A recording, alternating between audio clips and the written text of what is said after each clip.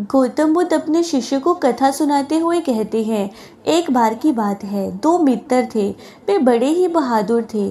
उनमें से एक ने अपने बादशाह के अन्याय के विरुद्ध आवाज उठाई।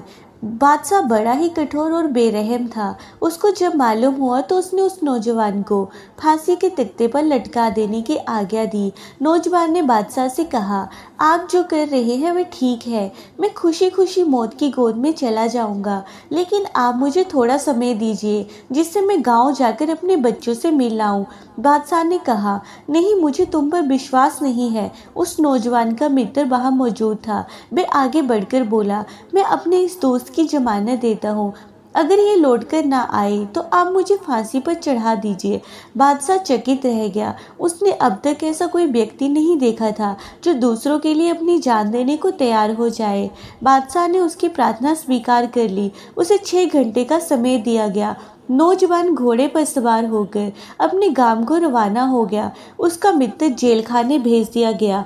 नौजवान ने हिसाब लगाकर देखा कि वह 5 घंटे में लौट आएगा, लेकिन बच्चों से मिलकर जब वह वापस आ रहा था, उसका घोड़ा ठोकर खाकर गिर गया और फिर उठा ही नहीं। नौजवान को चोट लगी, पर उसने हिम्मत नहीं हारी।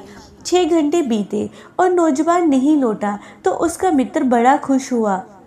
आखिर इससे बढ़कर क्या बात होती कि मित्र मित्र के काम आए। वह भगवान से प्रार्थना करने लगा कि उसका मित्र ना लौटे। जिसमें मित्र को फांसी के तख्ते के पास ले जाया जा रहा था तो बेनौजवान वहां आ पहुंचा। उसने मित्र से कहा, लो मैं आ गया, अब तुम घर जाओ और मुझे विदा दे दो। मित्र बोला, ये नहीं हो सकता, तुम्हारी मियाद पूरी हो गई। नौजवान ने कहा, ये तुम क्या कहते हो, सजा तो मुझे मिली है। दोनों मित्र की मित्रता को देखकर बादशाह की आंखों में आंसू आ गए। उसने उन दोनों को बुलाकर कहा, तुम्हारी मित्रता ने मेरे दिल पर गहरा असर डाला है। जाओ, मैं तुम्हें माफ़ करता हूँ। उस दिन से बादशाह ने कभी किसी के ऊपर जुल्म नहीं किया।